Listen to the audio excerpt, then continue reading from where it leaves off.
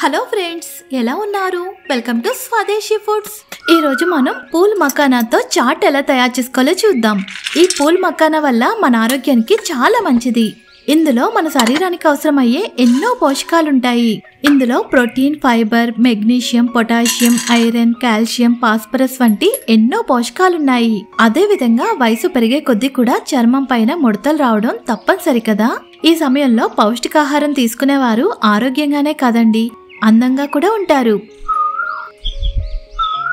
ఇప్పుడు నేను చేయబోయే రెసిపీ కోసం 3 కప్పుల వరకు మకానా తీసుకుంటున్నాను. చూడ్డానికి మకానా మొక్కజొన్న పేలాల్లా తెల్లగా తేలిగ్గా ఉన్నాయి కదా. ఇప్పుడు ఈ మకానా అన్ని సూపర్ మార్కెట్స్ లోనూ కూడా దొరుకుతున్నాయి. చూడండి, ఈ పూల్ మకానాని మనం సూపర్ మార్కెట్ నుంచి తెచ్చుకున్నప్పుడు ఇలా కాస్త సాఫ్ట్ గా మెత్తగా ఉంటాయి. కానీ వీటితో మనం స్నాక్స్ తయారు చేసుకునే ముందు కాస్త క్రిస్పీగా వేపుకుని తీసుకోవాలి.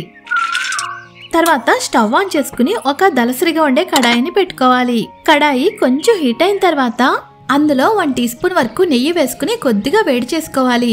ఒకవేళ మీకు ఇష్టమైతే గనుక నెయ్యికి బదులుగా బటర్ అయినా వేసుకోవచ్చు.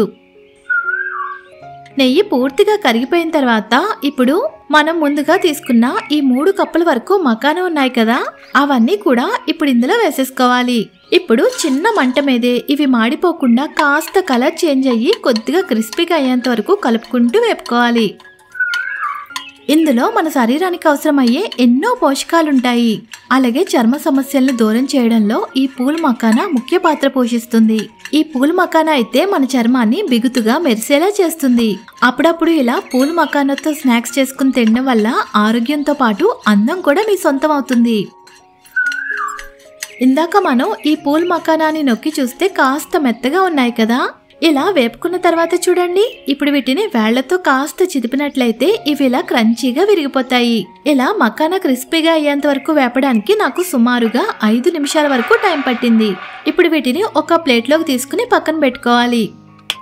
తర్వాత అదే కడాయిలో ఒక 2 టేబుల్ స్పూన్స్ వరకు ఆయిల్ పోసుకుని కాగనివ్వాలి.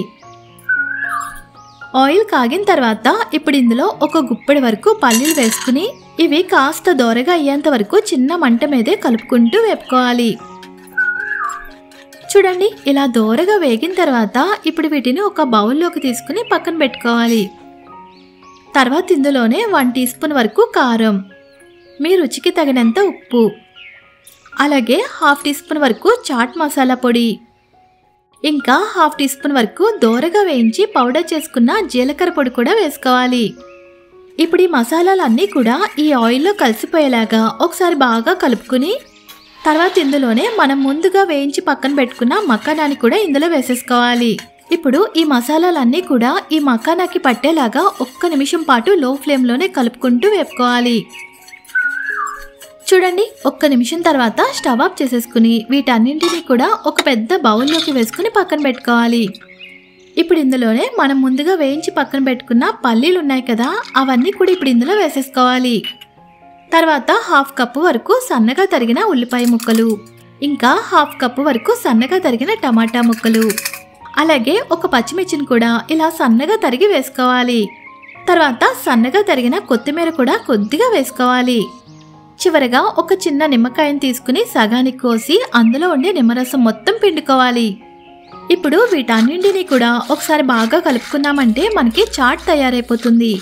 ఈ చాట్ని తయారు చేసుకున్న వెంటనే సర్వ్ చేసుకోవాలి. అప్పుడు ఈ మకానా చాలా క్రిస్పీగా చాలా రుచిగా ఉంటాయి. చూసారు కదా, ఎంతో టేస్టీ అండ్ హెల్దీ అయిన మకానాతో చాట్ని ఎంత త్వరగా తయారు చేసేసుకున్నామో. ఇదే ఫ్రెండ్స్ మన వీడియో. నచ్చిందా? నచ్చితే లైక్ చేయండి, షేర్ చేయండి, సబ్స్క్రైబ్ చేసి పక్కన బెల్ ఐకాన్ క్లిక్ చేయండి.